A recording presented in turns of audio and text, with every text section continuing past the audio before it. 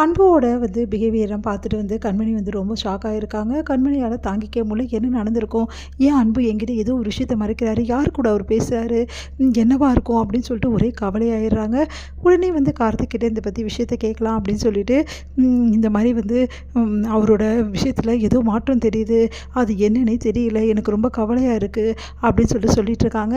அதுக்கு கார்த்திக் என்ன சொல்கிறீங்க, நீ நிஜமாவா சொல்கிறீங்க அப்படின்ற மாதிரி ஒன்றும் தெரியாத மாதிரி கேட்குறாரு. ஆமாம், எனக்கு ரொம்ப கவலையாக இருக்குது கார்த்திக், ஏதாவது இருக்குமா? அவருக்கு யார்கிட்ட பேசுகிறாரு? ஏன் என்கிட்ட மறைக்கிறாரு? ஏன் இப்படி பண்ணுறாரு? எனக்கு ஒன்றுமே புரியல, ரொம்ப கவலையாக இருக்குது. சரி, அது அண்ணங்கிட்ட கேட்டால் தானே புரியும். அது எப்படி கார்த்திக் அவர்கிட்ட போய் நான் கேட்குறது? இங்கே பாருங்கள், நீ எதுவுமே கேட்டால் தான் தெரியும். நீங்கள் வேணால் கேட்டு பாருங்கள் அவர் என்ன பதில் சொல்கிறாருன்னு சொல்லிட்டு. ஆனால் அவர் தப்பாக நினச்சிக்கிட்டானா நான் என்ன பண்ணுறது? சரி, நீங்கள் கவலையே படாதீங்க. என்ன விஷயம்னு சொல்லிட்டு நான் கண்டுபிடிச்சி உங்களுக்கு சொல்கிறேன். நிஜமாவா கார்த்திக்? நிஜமாக தான் சொல்கிறேன். சீக்கிரமாகவே கண்டுபிடிச்சி அந்த விஷயத்தை உங்ககிட்ட சொல்ல வேண்டியது இந்த சேவகனோட கடமை அப்படின்றாங்க. அதை கேட்டுட்டு கார்த்திக், நிஜமாவே சொல்கிறீங்களா? நிஜமாக தான் நீ எல்லாத்தையும் கண்டுபிடிச்சி உங்ககிட்ட சொல்கிறேன். அது மட்டும் கிடையாது, எல்லாத்தையும் வாட்ச் பண்ணுறேன். என் அண்ணனை பற்றி ஃபுல் டீட்டெயில் உங்களுக்கு வரும். நீங்கள் கவலைப்படாதீங்க, சந்தோஷமாக இருங்க நீ அப்படி சொல்லிட்டு போகிறாரு. எங்கே சந்தோஷமாக இருக்கிறது? இவரை நினச்சி கவலையாக இருக்கே அப்படி சொல்லிட்டு ரொம்ப கவலையாக உட்காந்துருக்காங்க.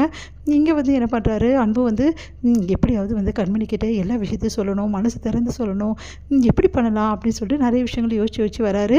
வீட்டுக்கும் லேட்டாக வராரு. எப்போவுமே சீக்கிரம் வந்துடுவார், இப்போயே லேட்டாக வராரு அப்படின்னோடனே கண்மணிக்கு கிஃப்டெல்லாம் வாங்கியிருக்கோம், அந்த கிஃப்ட்டுக்காகத்தான் லேட்டாக வரோன்னு சொல்லிட்டு எப்படி கண்மணிக்கிட்ட சொல்கிறது? அவகிட்ட சொல்லக்கூடாது, வேறு ஏதாவது சொல்லி சமாளிக்கணும் அப்படின்னு சொல்லிட்டு யோசிக்கிறாரு.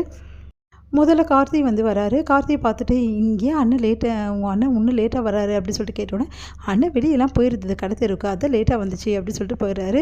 உடனே அன்புக்கிட்டே, என்ன அன்பு இவ்வளோ லேட்டாக வரீங்க அப்படின்னு சொல்லிட்டு கேட்டோன்னே, ஐயோ கண்டுபிடிச்சிடுவாளே அதனால சொல்லிட்டு ஒரு மீட்டிங் இருந்தது அதான் லேட்டு.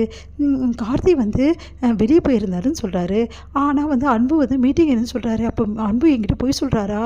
அப்போ என்ன தான் மறைக்கிறாரு அன்பு? ஐயோ என்ன பண்ணுறதுன்னு தெரியலையே அப்படின்னு சொல்லிட்டு கண்மணி ரொம்ப கவலையாயிடுறாங்க. அடுத்து அன்பு என்ன பண்ணுறாரு, நான் சாப்பிட்டு வந்துட்டேன்னு சொல்லிட்டு போய் படுத்துடுறாரு. கண்மணி சமைச்சது சாப்பிட மாட்டேங்கிறாரு. அதனால் செம்ம டென்ஷனாக இருக்காங்க. என் மனசே நிறைஞ்சு போயிருக்கு, இப்போ எப்படி நான் சாப்பிட முடியும்? சாரி கண்மணி, ஆனால் ஒன்று, அதுக்கப்புறமா பாரு, உங்ககிட்ட லவ் ப்ரப்போஸ் பண்ணிட்டு இஷ்டத்துக்கும் சாப்பிட போகிறேன் அப்படின்னு சொல்லிட்டு பேசிகிட்டு இருக்காரு. தனக்கு தானே நிறைய விஷயங்கள் பேசுகிறாரு. அதுக்கப்புறம் எல்லாத்தையும் மறைச்சி கிஃப்டெல்லாம் எடுத்து வச்சிடுறாரு. கண்மணி என்ன பண்ணுறாங்க, எதையும் மறைக்கிறாருன்னு சொல்லிட்டு போய் பார்க்குறாங்க. பார்த்தா அதில் கிஃப்ட் இருக்குது. யாருக்காக அன்பு இந்த கிஃப்டெல்லாம் வாங்கி வச்சுருப்பாரு? எனக்கு ஒன்றுமே புரியலையே. அப்போ அன்பு வேறு யாரையோ? சேச்சா, அப்படிலாம் இருக்க சான்ஸே இல்லை. அன்பு கண்டிப்பாக என்ன தவிர யாரையுமே நேசிக்கிறதுக்கு வாய்ப்பு கிடையாது. நான் ஏன் இப்படிலாம் யோசிக்கிறேன்? நம்ம சந்தேகப்படுறது ரொம்ப பெரிய தப்பு. சேச்சா, அதுவும் அன்பை போய் நம்ம சந்தேகப்படுறோம். ஏன் நம்ம மனசு கேட்க மாட்டேங்குது, இப்போ என்ன பண்ணுறது அப்படின்னு சொல்லிட்டு கண்மணி குழப்பம் அடைகிறாங்க. அடுத்து கண்மணி மனசே சரியில்லாமல் வெளியே உட்காந்துருக்காங்க. அப்போ வெளில வராங்க. என்னடி இங்கே இந்த டைமில் உட்காந்துருக்க அப்படின்னு சொல்லிட்டு கேட்குறாங்க. ஒன்றும் இல்லை அப்படின்றாங்க.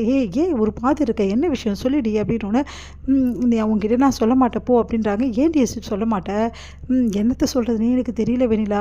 அன்போட நடவடிக்கையில் நிறைய மாற்றம் இருக்குது, அதுதான் எனக்கு தெரியுமே. அவர் உன்னை விரும்பலை, அந்த விஷயம் தெரியாமல் தான் நீ சுற்றி இருந்த. இப்போ அது உனக்கு உரைச்சிச்சு, அது வரைக்கும் சந்தோஷம் நினச்சிக்கிறாங்க. என்ன வெண்ணிலா எதுவுமே சொல்லாமல் யோசிக்கிற? இல்லை, நான் தான் முன்னாடியே சொன்னேனே. உடனே ஆரம்பிச்சிடாது வெண்ணிலா, ஏற்கனவே நானே குழம்பி போயிருக்கேன், இதில் நீயும் குழப்பாத. இதில் குழப்பறதுக்கு ஒன்றும் இல்லடி, நான் ஆல்ரெடி சொன்னது தான் இப்போவும் சொல்கிறேன். அன்பு உன்னை நேசிக்கிற, உன்னை விரும்பலை, அவங்க அம்மாக்காக தான் உங்ககிட்ட நடிச்சிட்ருக்காரு, அதுதான் உண்மை. இப்போ உனக்கு ஓரளவு புரியுதில்ல? இல்லை, கொஞ்ச நாளாகவே அவர் மாற்றவங்களாக இருக்குது. அவருக்கு என்னன்னே ஒன்றுமே புரியல, எதுவும் மறைக்கிற மாதிரி தோணுது. அவர் மறைக்கிறது என்ன தாண்டி உங்ககிட்ட? என்ன தான் அவ்வளோ உயிருக்கு உயிராக நேசிக்கிறாரு, அந்த விஷயத்தை தான் உங்ககிட்ட மறைக்கிறாரு. அந்த விஷயத்த எப்படியும் நீ கூடிய சீக்கிரம் தெரிஞ்சுப்ப. ஆனால் ஒன்று, என்ன அவர் நேசிக்கிறது நீ தெரிஞ்சுக்கிட்டல, எனக்கு இது போதும்டி. அன்பும் கூடிய சீக்கிரத்தை என்கிட்ட சொல்லுவார், எனக்கு இது போதும் அப்படி சொல்லிட்டு மனசுலேயே யோசிக்கிறாங்க. என்னடி சும்மா நீ அமைதியாக இருக்க, எதுவுமே சொல்ல மாட்டேங்கிறேன்னா? இதுக்கு சொல்கிறதுக்கு ஒன்றும் இல்லை, இப்போது அது புரியுதில்ல. அன்பு யாரையும் நேசிக்கிறாரு, அதனால தான் உங்ககிட்ட இப்படி பண்ணுறாரு. இங்கே பாரு வெண்ணிலா, இப்படிலாம் பேசாத அப்படி அங்கேருந்து போகிறாங்க. ரொம்ப கவலையோட கண்மணி, அது தாண்டி உண்மை, கூடி சீக்கிரம் தெரிஞ்சுப்பா அப்படின்னு யோசிக்கிறாங்க வெண்ணிலா.